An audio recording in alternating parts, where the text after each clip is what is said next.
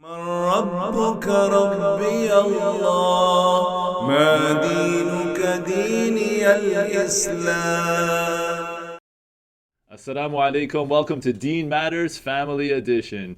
Now, if you've been spending time with us throughout Ramadan, we're truly grateful for that. And you know that we're talking about universal family values and things that are needed to be highlighted at a family level. But today we want to dive a little more into the specifics. It's Ramadan after all, and we're here to talk about Muslim households. Now, Dr. Slimi, what are some things that keep a Muslim household strong? Bismillahirrahmanirrahim. Alhamdulillah wa salatu wa salam ala Rasulullah. I like how you asked me about Muslim family because we've spoken enough about families in general. These things are universal. But to keep a Muslim family, a family that we described as Muslim, there are many things. And the main thing is salat. The adhan should be called in the house. The iqama. There should be a place in your home, whether it's an apartment or a basement apartment or a house or a mansion. You have a space. As Allah says, Qur'an وَاجْعَلُوا بُيُوتَكُمْ قِبْلَةً. Have a designated place. The Prophet ﷺ said a beautiful teaching. لَا تَجْعَلُوا بُيُوتَكُمْ قُبُورًا. Do not make your homes as graveyards. And of course, Sahaba understood, but what it meant, pray there. And that's why he said it's good to pray the obligatory salat in the masjid. It's encouraged. It's 27 times better or 25 times better than praying by yourself because you pray with congregation, so you connect with the big family. But also pray at home. Pray nafila. Especially for men, you pray at the masjid, go home and pray nafila. Mu'adh bin Jabal and many Sahaba, even if they prayed with the Prophet ﷺ, they would go home and redo the Isha or the prayer, and it's allowed, so the family can also pray Jama'ah. Not only tahajjud, this is fard. And I always say, pray at least one salat if you're a regular person who goes to the masjid every day, not only Ramadan. Do one prayer at home. Let the children hear Allahu Akbar, Adhan, Iqama. That's how you build a Muslim character. Don't make it as a graveyard, meaning in the graveyard there is no salat. We don't pray in the graveyard. One of the places we don't pray and we cannot pray is the cemetery.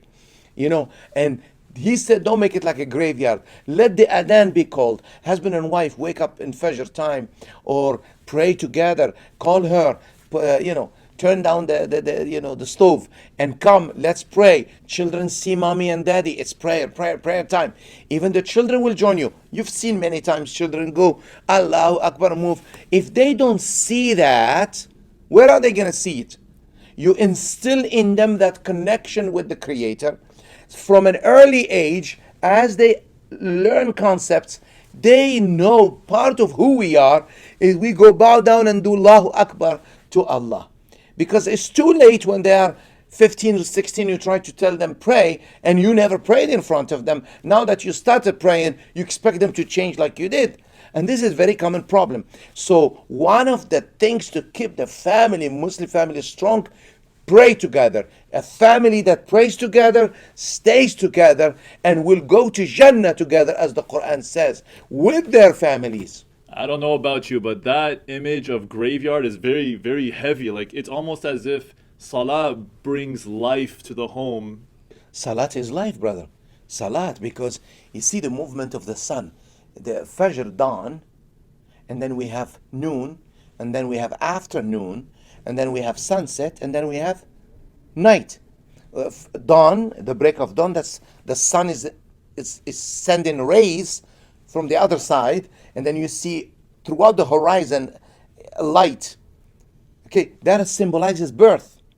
And then the sun goes up, that's youth. And then youth, what goes up must go down. When it goes down, halfway it's Asr. When you have your shadow is the length of your actual length. If you're, let's say, 6 feet, shadow is 6 feet. Or in Hanafi, twice your shadow. So it would be 12 feet. It's very close to each other. And then when the full disk of the sun disappears, it's Maghrib. And then, of course, when there's no more twilight, it's Isha.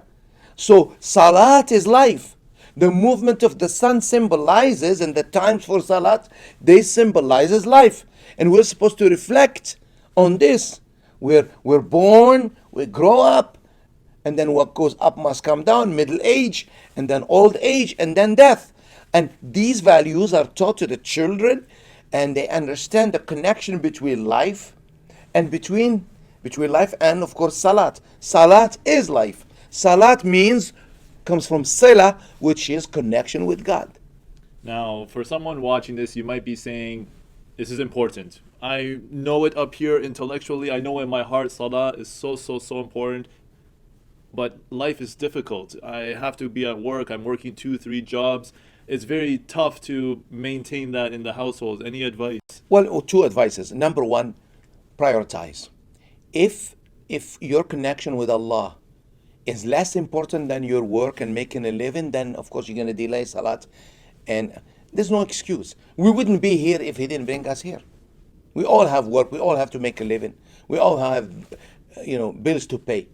If you do salat, you will learn how to, organize your life. Like how Allah organized the day for us, you'll be able. Organize everything throughout salah. When you have salat, you stop everything. You need that rest. You need to withdraw yourself from the busyness. It's good for your health, for your heart, for your head, for your spirit. Salat fulfills that purpose. Although the main purpose is to worship Allah, show Him gratitude.